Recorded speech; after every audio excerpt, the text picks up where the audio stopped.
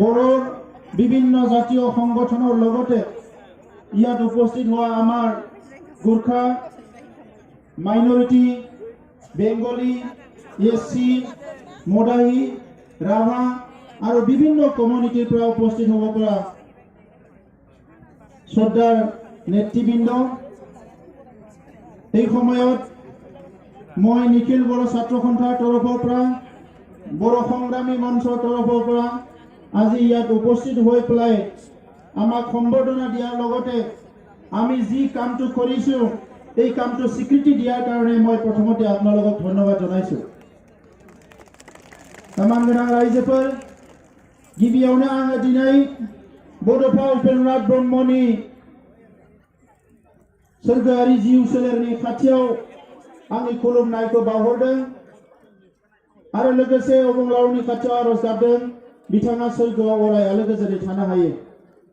नैथियाव बड'लेण्ड सोमावसारनायाव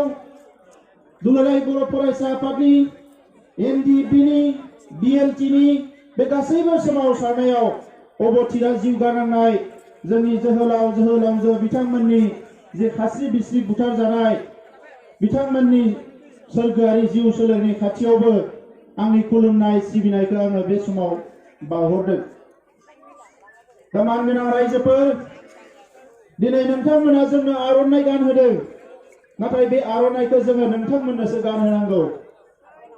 मानोना मोनसे सोमावसारनाय मोनसे जांख्रिथायनि जि जिउ बियो सोरबा दैदेनगिरि नङा बियो रायजो राजासो। रायजो राजायासो सोमावसारनायनि जिउ। दिनै लामायाव फैबाय थानाय समाव मबाइल खुलिनानै नायनायाव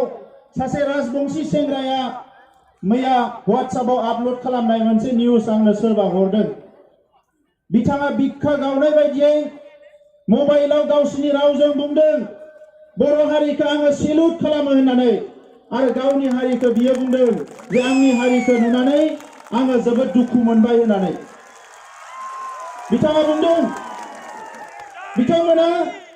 जोंनि सुक्तिया दा जाथों होननानै एकता दा जाथों होननानै बन्द होदोंमोन नाथाय बे बन्द होनायाव बिथांमोननि मानसिफ्रा रावबो बाहागो लायाखैनो। बिथाङा आरो बुंबावदों बे सुक्तिया जोंनि हारिनि थाखाय बिथांमोननि हारिनि थाखाय गोबां खहा लाबोगोन गोबां बायदिसिना जेंना लाबोगोन बेबायदि बुंसेयावबो बिथांमोननि मानसिफ्रा रावबो हाबाफारियाव बाहागो लायाखै होननानै बिथाङा दुखु खालामदों। दा मानगोनां रायजोफोर दिनै बर' हारिखौ बिथांल' नङा आलफानि जाय CNC परेश बरुवा बिथाङाबो मैया टिभिआव साबायखर बावदों। दिनै बर' हारिखौ सारा इन्डियानि मानसिफ्रानो दिनै बाख्नायदों सारा आसामनि मानसिफ्रानो दिनै बर' हारिखौ बाख्नायदों आरो बे बाख्नाय जानायनि गुदियाव दङ नोंथांमोन बर' आइ आफा रायजो राजाया। दा बेनिखायनो रायजोफोर आं नोंथांमोनखौ दिनै गिबियावनो मोनसे बाथ्रा खावलायग्रोनानै दोननो सानदों। मानसिसो बयनिबो गोसोआ सोलाय सोल' जायो। जोंनिया बयनिख्रुइबो गिनांगौआ जाबाय जोंनि गोसोआ सोलाय सोल' जानो नाङा। बड'फाया बिनिखायनो बुंलांदों आं थैनोसैयाव आंहा मोनसेल' दुखु थागोन आरो बिथांनि दुखुआ मा गाव थैनायजों गावनि सानस्रियाबो थैफालाङोब्ला बेवहायसो बिथाङा सुख'हायै दुखु थागोन होनदों। बिथांनि सानस्रिया मा बुहुमनि बर'फोरा गेरेमसा हारि जानांगौ। बुहुमाव बर' हारिया हायाव दैयाव अख्राङाव हाजोआव जेराव था साफ्रोमबो बर' फिसाया गेरेमसा जानांगौ जौगासार जानांगौ। जोंनि राव थुनलाइ हारिमुवा अरायसम मुलुगाव थांनानै थानांगोन बे खोथाखौ बिथाङा बुंलांदों। दिनै मोनायाव सागान होनायनि उनाव सोरबा उन्दै उन्दै गथ'फ्रा WhatsAppआव लिरदों बड'फाया बेबायदि सुक्तिखौ लुबैयाखैमोन बड'फाया बैबायदि सुक्तिखौ लुबैयाखैमोन। दिनै बड'फानि सिमां बेखौ मोगथां महर होनो थाखायनो BSc सुक्ति जादों। बेखौ मोगथां महर होनो थाखायनो BTC सुक्ति जादों आरो बेखौ मोगथां महर होनोनो दिनै BTR नि सुक्ति जादों। बे मोगथां महर होनायनि लामायाव मानगोनां रायजोफोर दिनै रंजानायनि सान नाथाय बे रंजानायनि सानावबो आं मोनसे खोथा बुंनो नागिरदों। बड'लेण्डआ बहा थायो रायजोफोर बड'लेण्डआ मानसिनि सालाय बिजियावल' थाबा जानाय नङा, बियो बिख्लोआव थानांगोन। जाय मानसिफ्रा दिनै बड'लेण्डखौ जौजों मिलायनानै लोङो, बड'लेण्डखौ जुवाजों मिलायनानै बिथांमोना फैसा खामायनो नागिरो, बै मानसिफ्रा जोंखौ बुंदों जे बिथांमोना बड'लेण्डखौ गारबाय होननानै। जों नोंथांमोन बायदि बड'लेण्डखौ जौजों लगायनानै लोङा। जों नोंथांमोन बायदि बड'लेण्डखौ जुवाजों लगायनानै जोङो फैसा खामाया। जोङो बड'लेण्डखौ गोरबोआव सोनानै लादों। ओंखायनो आं नोंथांमोननि सिगाङाव थांनाय गोलाव समाव बुंलांदों आरो दिनैबो जोंनि थामथि जि सोमावसारनाय, बे बड'लेण्ड सोमावसारनाया नैबे काजलगावआवनो जागायदोंमोन 2010 मायथाइयाव। जोंनि गिबि सोमावसारनाया बासबारिनिफ्राय जागायदों बड'फा उपेन्द्र नाथ ब्रह्मनि दैदेननायाव। एनडिबिनि सोमावसारनाया जागायदों उदालगुरिनिफ्राय, नैथि सोमावसारनाया जागायदों। नाथाय दिनै थामथि सोमावसारनायखौ दुलाराय बर' फरायसा आफादा नैबे काजलगाव फोथारनिफ्राय जों जागायदोंमोन। आरो बेनिखायनो जों बुंदों जों गिबियावनो थांगोन, बे काजलगाव फोथाराव थांगोन। बे काजलगावनि फोथाराबो जारिमिनारि फोथार रायजोफोर, बिनिफ्रायनो जों जागायजेनदोंमोन।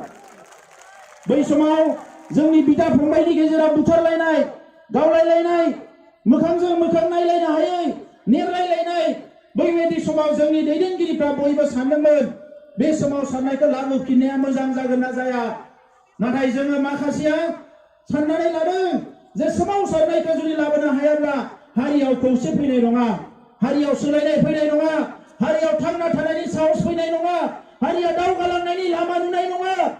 ओंखायनो 2010 मायथाइयाव बिटिसि जाखांनायनि उनाव जेरैखि जाया जानजि खाफ्रानानै साब्रैसो मानसिजोंबाबो जोङो थांखि लाफिनदोंमोन।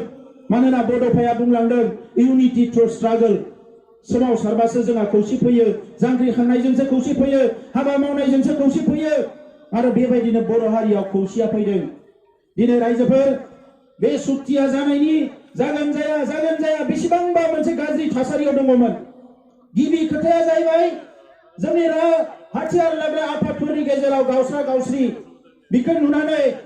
सुथुरफ्रा गोबां खाबु लाबाय। गोरोबलायनो जाहाथे हाया,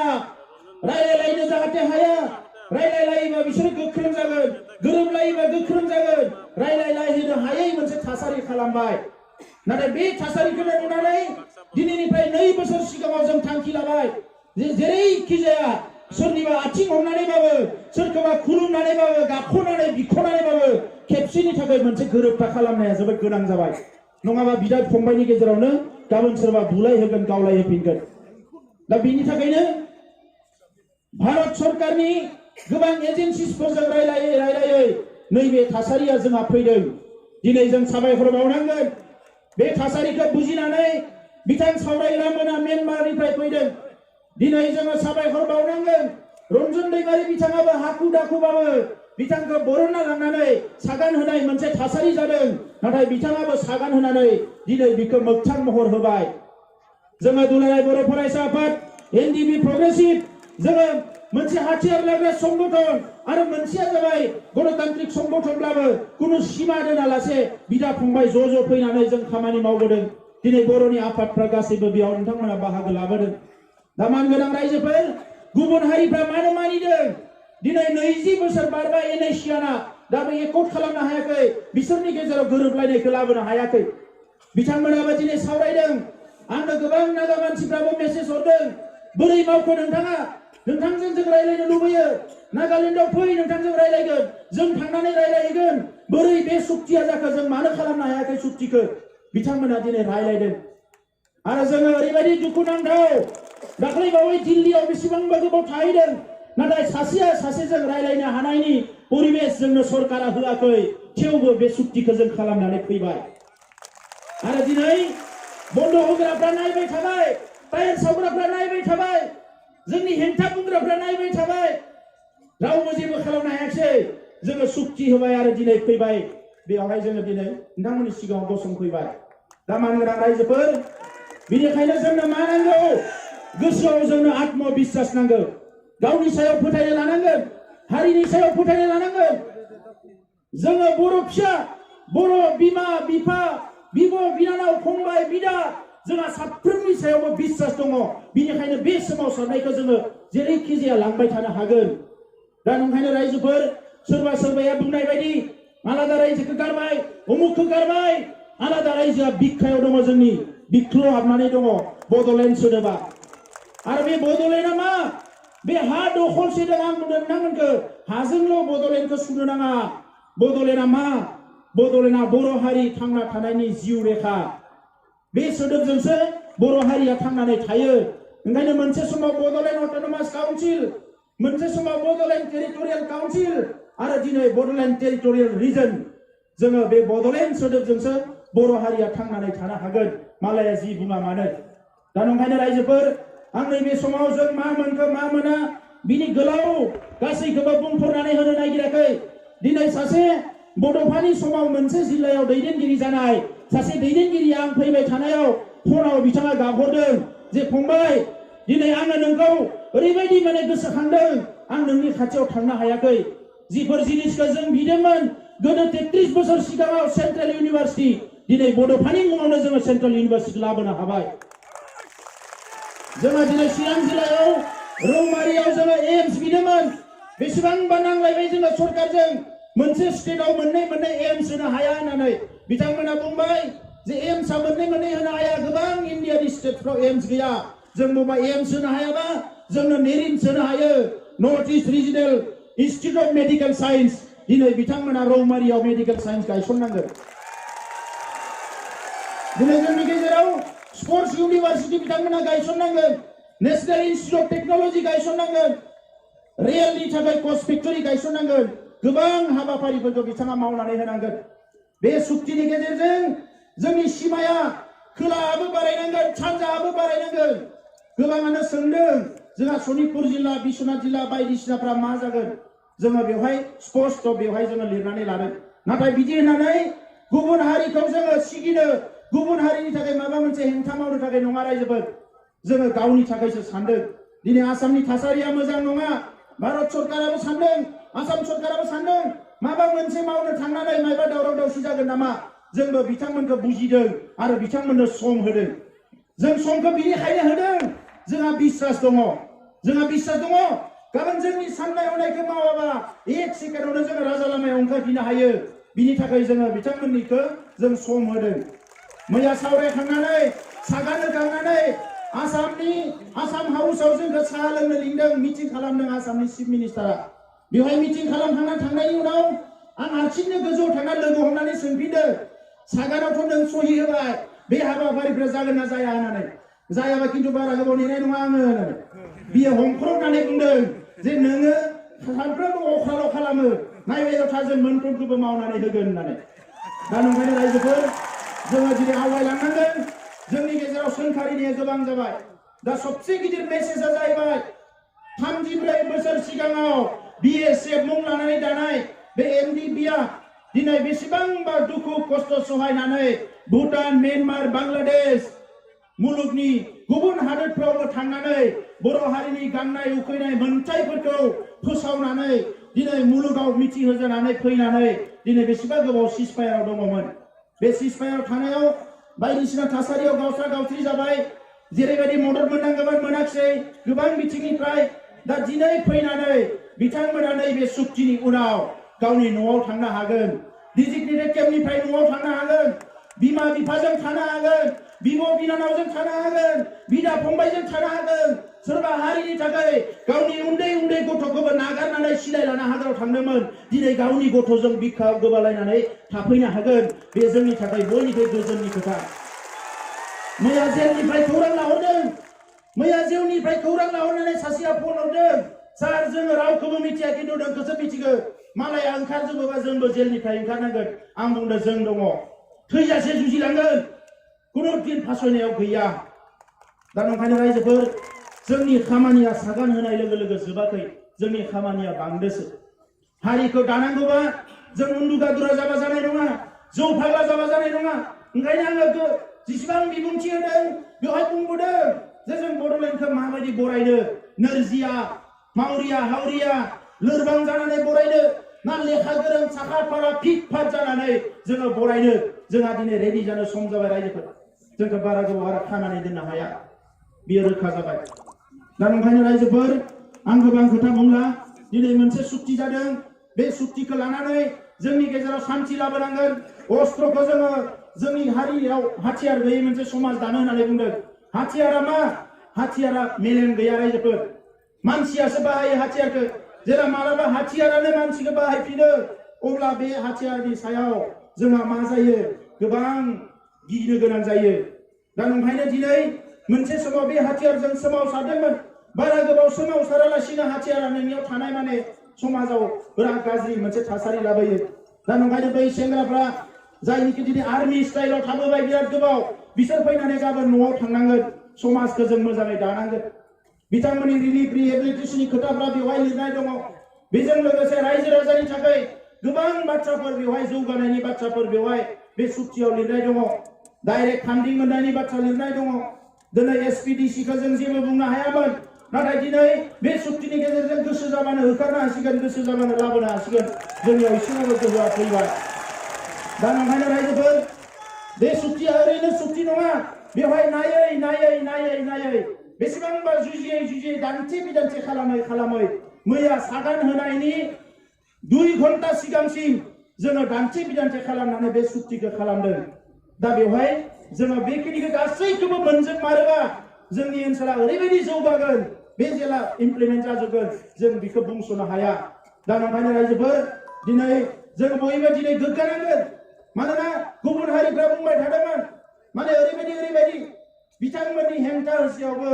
दिनै थैजासे जेल साजा फोसावनायनि उनाव रन्जन दैमारि बिथांखौ लांनानै बेयाव सागान हैनो गोनां जादों गभर्नमेन्टआ बे बर' हारिनि देरहानाय नैबे फोथारनिफ्रायनो बुंदोंमोन जोङो जुदि सोरबा जोहोलावखौ फासि होनाय जायोबा लाख लाख मानसि ओंखारनानै जों बिनि हेंथा होगोन मैया टिभि चेनेलफ्राव बुंदों आंखौ नोंथाङा मा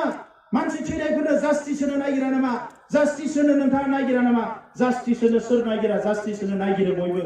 नाथाय जास्टिस होनाया बेल' नङा जास्टिस होनायनि लामाया गोबां दङ सासेया साजा होबाय होननानै बिखौबो नोङो साजा होफिनबा बेल' जास्टिस जानो हाया बे खोथाखौ आं बिथांमोननो बुंदों दा नंखायनो रायजोफोर गोरोन्थिखौ जों मावनो नाङा मालाया गोरोन्थिखौ मावगोन जोङो दिनै खौसेयै मोनसे गोग्गो समाज दानांगोन बे सुक्तिखौ लानानै जोङो दिनै जोहोलावफोरखौ न'आव लाबोनो हानाय मोनसे थासारि फैबाय आं बिथांमोनखौ साबायखर बावदों गोसो गोरबोनिफ्राय आरो बिथांमोनखौबो आं खावलायदों जे संग्रामखौ लांनो थाखाय सोरनियावबा थाखा फैसा बिनो गोनां जाबाय सोरनोबा मेगन गोजा नायनो गोनां जाबाय सोरखौबा सिगिनो गोनां जाबाय सोरखौबा बोथ्रोदनो गोनां जाबाय नाथाय सुक्ति खालामखांनायनि उनाव जाहाथे बे आखलखौ बयबो नागारो जों मोनसे मोजां समाज दानांगोन जों बे मोजां समाज दानांगोन जोंनि साफ्रोमबो जोहोलावा जेरैबायदि सिलाय लानानै हारिनि थाखाय हाग्रायाव थानानै जुजिदोंमोन गाबोन सिलायखौ गारनानैबो गामियाव थांनानै हारिनि थाखाय जुजिनांगोन आं नोंथांमोनखौ बयखौबो खावलायो आरो हारिनि सुबुंफ्राबो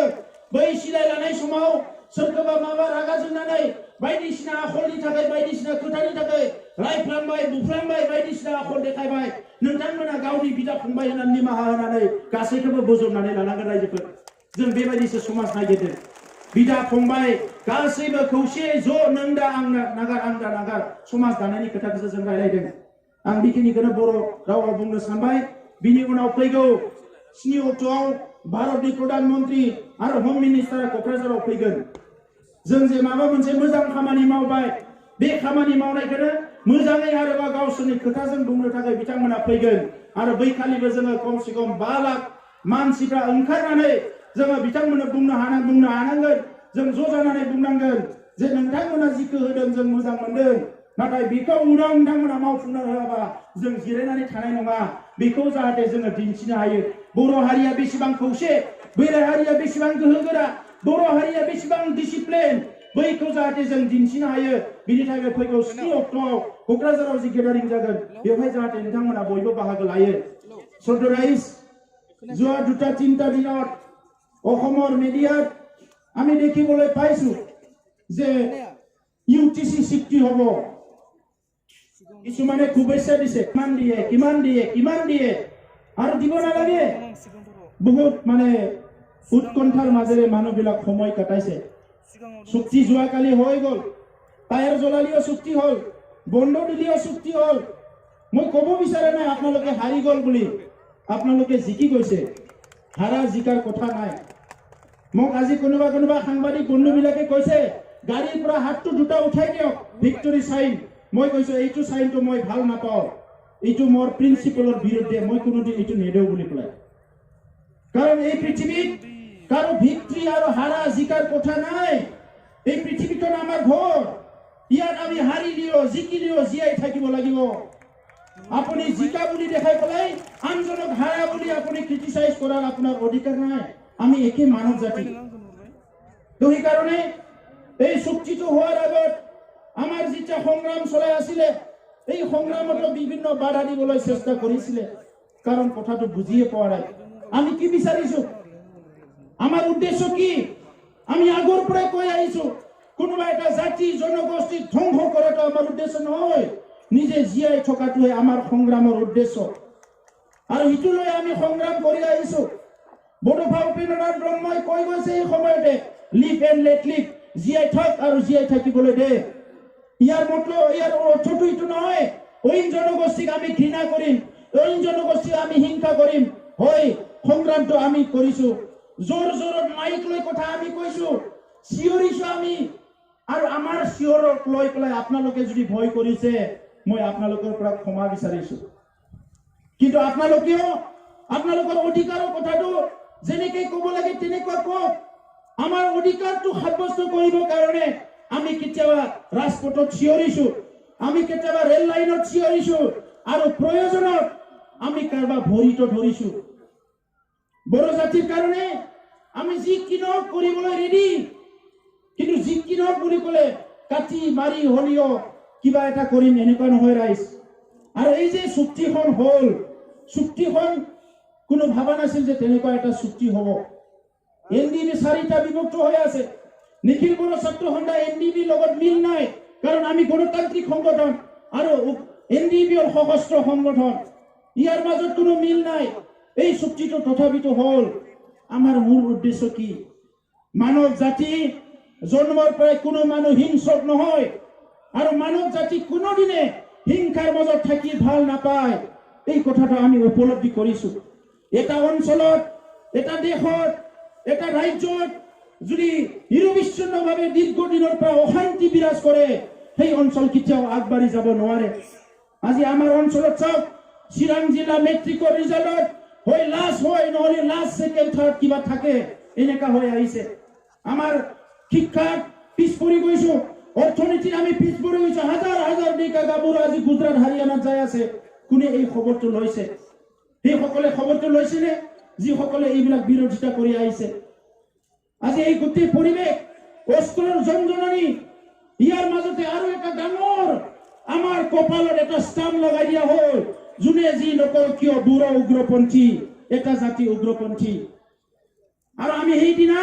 বহুত দুখ পাওঁ সেইদিনা বহুত কষ্ট পাওঁ যিদিনা পেপাৰত লিখা হয় বড়ো উগ্ৰপন্থীয়ে অমুকক মাৰিলে বড়ো উগ্ৰপন্থীয়ে অমুকক কৰিলে আমি বহুত দুখ পাওঁ আৰু এইকাৰণে আমি আপ্ৰাণ চেষ্টা কৰিছো যে এই যে আমাৰ মূৰত যে টেগ লগাই দিছে এই টেগটো গুচাব লাগিব যিকিনো বিনিময়ত সেইকাৰণে আমি আমাৰ মাজত আলাপ আলোচনা কৰি আমি আজি এই লেভেল এই ষ্টেটাছলৈকে এই অৱস্থালৈকে আহিছো কাৰণ আমাৰ টেগটো গুচাব লাগিব বড়ো জাতি উগ্ৰপন্থী হ'ব নোৱাৰে নিজৰ অধিকাৰৰ কাৰণে কিছুমান যুৱই অস্ত্ৰ লৈছে এনেকা অস্ত্ৰ লোৱা বেলেগ জনগোষ্ঠীটো আছে কিন্তু কোনো জনগোষ্ঠী এনেকুৱা নাম লৈ পেলাই কোৱা নাই কাৰোবাৰ যদি বন্দুকধাৰী সংগঠন আছে তাৰ নামতহে কৈছে জাতিৰ নামত কোৱা নাই গতিকে মোৰ সাংবাদিক বন্ধুসকল আছে গুৱাহাটীৰ পৰা আহিছে বঙাইগাঁৱৰ পৰা আহিছে কোকৰাঝাৰৰ পৰা আহিছে মই আপোনালোকক আজি আহ্বান কৰিছো আপোনালোকৰ জৰিয়তে অসমৰ ভাৰতৰ বিশ্বৰ সংবাদ মাধ্যমক মই আহ্বান কৰিছো যাহাতে এই চুক্তিটো হৈ যোৱাৰ পিছত বড়োৰ সকলো সশস্ত্ৰ সংগ্ৰামীবিলাক এই চুক্তিত স্বাক্ষৰ কৰাৰ পিছত আৰু কেইদিনমান পিছতে অস্ত্ৰ সম্বৰণ কৰাৰ পিছত যাহাতে কোনো বড়ো উগ্ৰবাদী এই শব্দটো যাহাতে ব্যৱহাৰ নকৰে বড়ো উগ্ৰপন্থী শব্দটো ব্যৱহাৰ নকৰে আমি মানুহ হয় আমি মানৱ জাতি হিচাপে থাকিব বিচাৰো আমাৰ ভাষা আছে আমাৰ সংস্কৃতি আছে আমাৰ অস্তিত্ব আছে আমাৰ সকলো আছে আমিও মানুহ হিচাপে জীয়াই থাকিব বিচাৰো হয়তো আমি ইমান ভালকৈ অসমীয়া ক'ব নোৱাৰো ইমান ভালকৈ শব্দ বাক্যবিলাক ব্যৱহাৰ কৰিব নোৱাৰা ক'ব নোৱাৰা কাৰণে কোনোবাই আমাক হয়তো তাচ্ছিল্য কৰে আমাৰ কথা বুজি নাপায় কিন্তু আমিও শান্তি সম্প্ৰীতি মৰম স্নেহ সকলোৰে লগত মিলি জুলি থাকিব বিচাৰো সংগ্ৰাম কৰে কৰে যেতিয়া প্ৰতাৰণা হয় যেতিয়া ক'ৰবাত ঠগ প্ৰবঞ্চনা হয় তেতিয়া মানুহ সংগ্ৰাম কৰিব লগা হয় আৰু আজি এই চুক্তিৰ পিছত আমি ভাবিছো এই অঞ্চলত এটা স্থায়ী শান্তি আহিব অসম চৰকাৰ ভাৰত চৰকাৰক মই ধন্যবাদ জনাইছো কাৰণ তেখেতসকলে উপলব্ধি কৰিব পাৰিলে চৰকাৰ আহিল গ'ল আলোচনাৰ নামত আলোচনা হ'ল আলোচনাৰ মেজলৈ মাতি আনি প্ৰায় আলোচনা নকৰিলে সমস্যা সমাধান নকৰিলে কিন্তু আজিৰ যিটো চৰকাৰ এই চৰকাৰে এইটো উপলব্ধি কৰিছে আৰু উপলব্ধি কৰি পেলাই এই চৰকাৰখনে আজি এই সমস্যাটো যে সমাধান কৰিব লাগে এটা ৰিস্ক লৈ পেলাই আগুৱাই আহিছে এই কাৰণে আজি এই চৰকাৰক বড়ো জনগোষ্ঠীৰ তৰফৰ পৰা আমি ধন্যবাদ জনাবই লাগিব কাৰণ তেখেতসকলৰ সহায় তেখেতসকলৰ আজি যিটো আঁচনি তেখেতসকলৰ যি ইনিচিয়েটিভ ইয়াৰ কাৰণে বড়ো ভূমিত বড়ো অঞ্চলত আমি স্থায়ী শান্তি প্ৰতিষ্ঠা কৰিবলৈ সক্ষম হৈছো ৰাইজ আজি বিভিন্ন জনগোষ্ঠীক লৈ পেলাই আমাক সন্দেহ কৰে যে বড়ো জনগোষ্ঠী কোনো জনগোষ্ঠীক ভাল নাপায় আমি ভাল পাওঁ মৰম কৰোঁ সন্মান কৰোঁ কিন্তু সেইটো দেখাবলৈ সুযোগ পোৱা নাই আৰু এই চুক্তিত আমি সুযোগ পাইছো সেইকাৰণে আমি ভাৰত চৰকাৰক কৈছো যে ইয়াত অকল বড়োৰে আঁচনি থাকিব বড়োৰে কাৰণে কিবা পেকেজ থাকিব এইটো হ'ব নোৱাৰে এইকাৰণে আমি কৈছো যে আমাৰ আদিবাসী ভাইসকলৰ সকলোতকৈ সন্মানৰ ঝাৰখণ্ড ছত্তীশগড়ৰ ভগৱান বুলি কোৱা হয় বিৰছা মুণ্ডাক এই বিৰছা মুণ্ডাৰ নামত আমি এটা কালচাৰেল কমপ্লেক্স আমি ইয়াত আনিছো গোৰ্খাসকলৰ কাৰণে এটা গোৰ্খা ভৱন আমি ইয়াত আনিছো স্বামী বিবেকানন্দৰ কাৰণে এটা ইউথ চেণ্টাৰ আমি আনিছো ডক্টৰ ভূপেন হাজৰিকাৰ কাৰণে এটা মাল্টিপাৰ্পাছ অডিটৰিয়াম আমি আনিছো বীৰ শিলাৰায়ৰ কাৰণে আমি এটা ইনষ্টিটিউচন ইয়াত আনিছো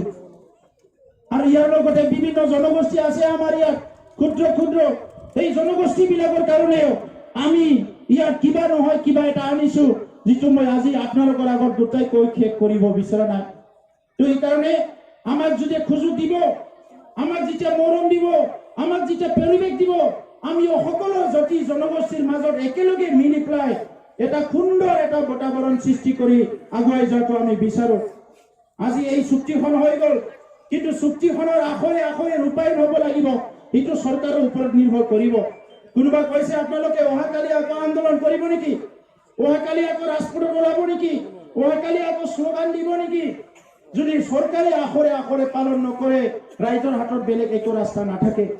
কিন্তু আমি বিশ্বাস কৰিছো আমি আশা কৰিছো এই চৰকাৰে যেহেতু এটা আগ্ৰহ লৈ পেলাই আগবাঢ়ি আহি পেলাই এই সমস্যা সমাধান কৰিবলৈ আহিল এই চুক্তিখন আখৰে আখৰে ৰূপায়ণ কৰিব সেইটো আমি আশা কৰিছো তো ৰাইজ দীৰ্ঘদিন ধৰি আমাৰ সংগ্ৰামত যোগদান কৰি আমাক সহায় সহযোগিতা কৰিলে আমাৰ সাংবাদিক বন্ধুসকল আমাক ইমান সহায় কৰিলে আমাৰ বুদ্ধিজীৱীসকল বিভিন্ন জাতি জনগোষ্ঠীৰ ইমান সহায় কৰিলে মই আপোনালোকক সকলো সংগ্ৰামীৰ হৈ লগতে নিখিল বড়ো ছাত্ৰ সন্থাৰ হৈ ধন্যবাদ জনাইছো আমি এটা নতুন দিগন্ত আৰম্ভ কৰিব লাগিব নতুন দিগন্ত এটা আৰম্ভ কৰিব লাগিব তো এইকাৰণে এই দিগন্তটো কেনেকৈ আৰম্ভ হ'ব নতুন এটা মিছন ভিজন লৈ পেলাই আমি কেনেকৈ আগবাঢ়ি যাব পাৰিম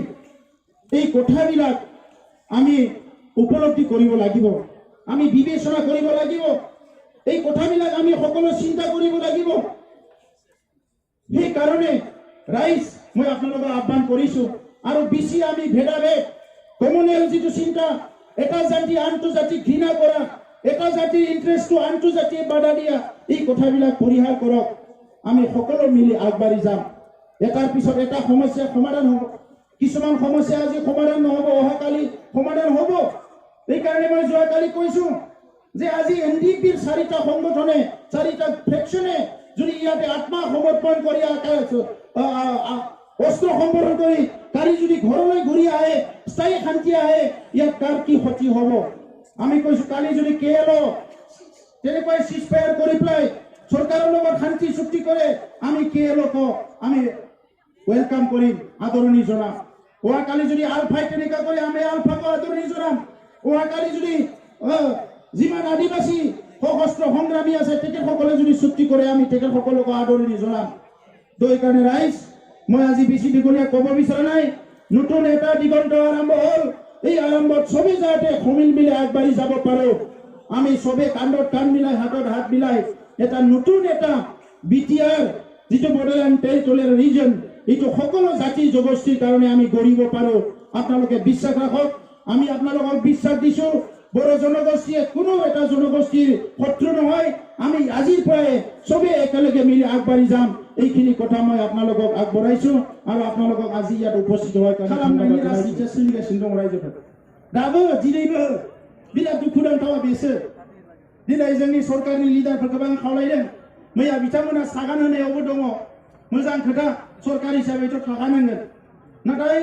राजखान्थियानो गासैबो नङा रायजोफोर दाख्लै 26 जानुवारियाव नाङा फाङानो फैब्रबबाय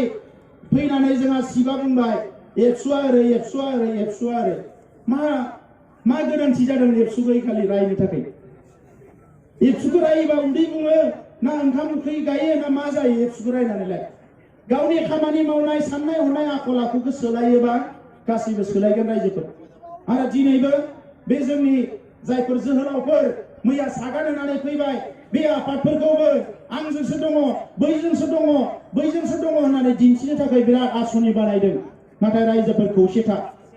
जों जेला खौसे जागोन बे गासैबो सम्भब रायजोफोर सोलायनाया जोंनि गेजेराव फैगोन जोंनि साननाय हनाया जाफुंसारगोन जों खौसेल' था रायजोफोर बिनि उनाव बाकिखिनिखौ जों ज' साननानै बोरै बे सुक्तियाव थानाय जोंनि गासैबो हाबाफारिफ्रा जाफुङो बोरै बेवहाय जौगानाय लाबोनो हायो गोरिब गुन्द्रा आइ आफा रायजो राजानि थाखाय बोरै जों खामानि मावनो हायो ज' सानलाय हलाय जों खामानि मावलांगोन आं बेखिनिखौनो बुंनाय जाबाय गोजोन्थों